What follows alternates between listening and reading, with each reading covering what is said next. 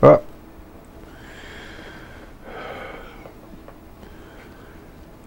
A new introduction. This one a short one. Joe Friendly. Contender for YouTube #1. Viral. Multiple venues. A voice of the people at last. A definitive articulation of what we need articulated as a whole people to make a graceful transition from institutions obsolete, a replacement gracefully accomplished by a graceful articulation here of exactly how and why and what and the whole works. One man, one person, one product of American civilization, born March 10, 1939. And here would be this day, March 26, 2009.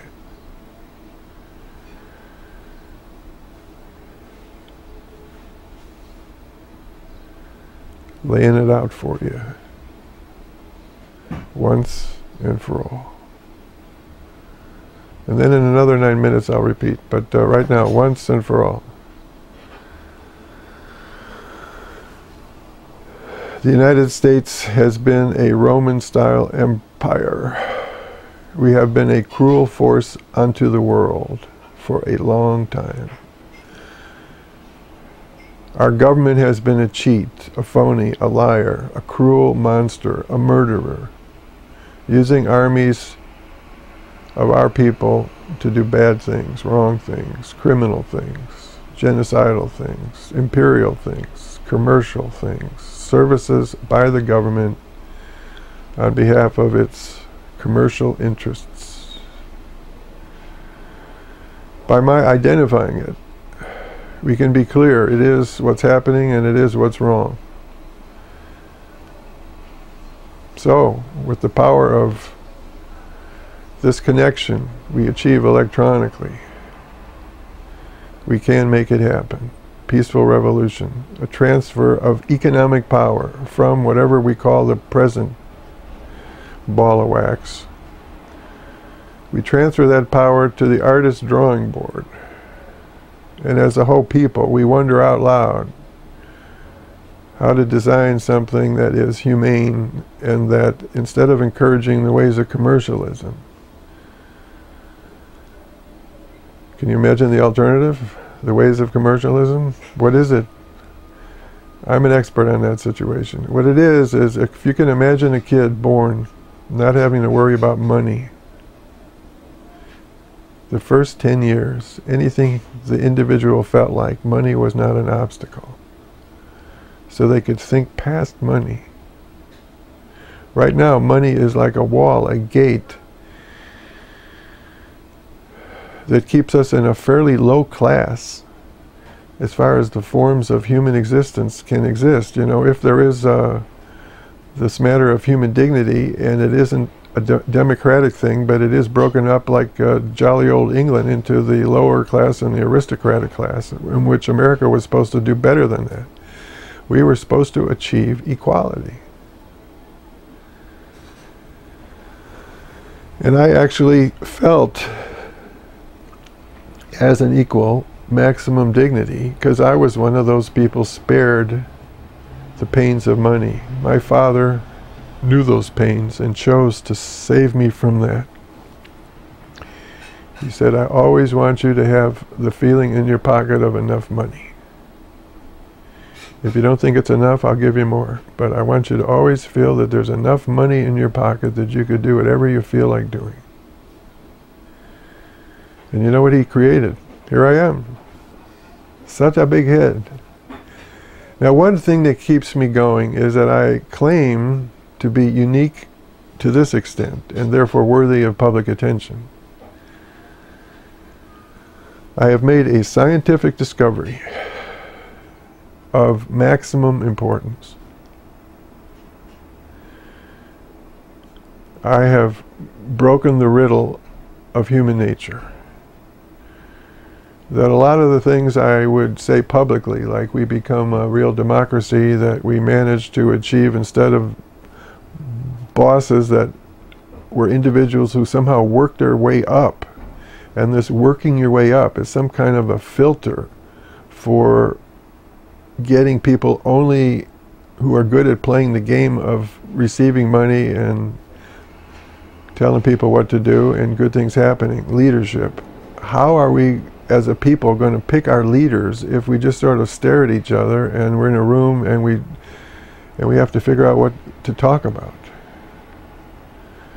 I'm proposing that we kind of do that, and we don't even have to wait for the revolution to be officially announced as achieved, but we just started with the discussion of, let us reconsider ownership of everything, because we need to plan for the seas rising and our losing New York, Boston, Miami just underwater. So right now we're standing firm with, how dare you reconsider ownership? I own valuable things. You're going to just take them from me. And the point is, lady, they're going to be underwater tomorrow. Oh dear, will somebody let me stay in their bedroom?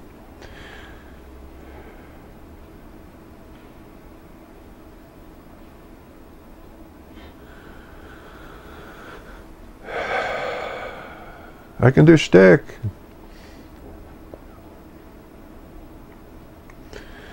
Wait till you see me dance. Oh. So, a YouTube #1 guy. I'm trying to like use the reality of what we're talking about. This isn't a live show, but I'd like it to be self-discovery. I'd like to achieve some kind of an honesty, which I think is what's giving Obama his strength. Let me say that my intention is to take advantage of the W as my new middle name. Instead of Arthur Myron Rubin, the name I chose for myself was Joseph W. Friendly. And the big point of it all is that W stands for whatever. So in addition to Joe Friendly, I have bought in big time on joechange.us and all the rest, .tv, .org, .net. I think I got info, and what was that other one out there? .com. Have you heard of that one out there? I have this running thing going with my buddy here about .com, but it's trafe. It's pathetic. It's ironic. It's a convenience, you know. It's a popular thing. .com. Everybody in the head. Come. So what I am proposing as a contender for Messiah here, worthy of the attention a Messiah gets, is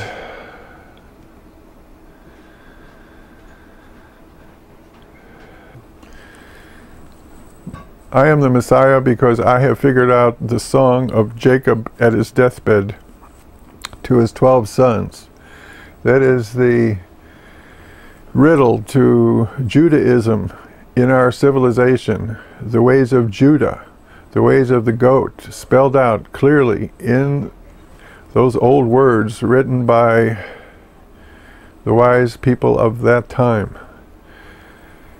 I have figured out the value of that story, but in particular I have fulfilled in my flesh the hope of Confucius several thousand years ago, that when a society has outgrown its social forms, an individual who has mastered the value of accurately measuring the seasons will win the public's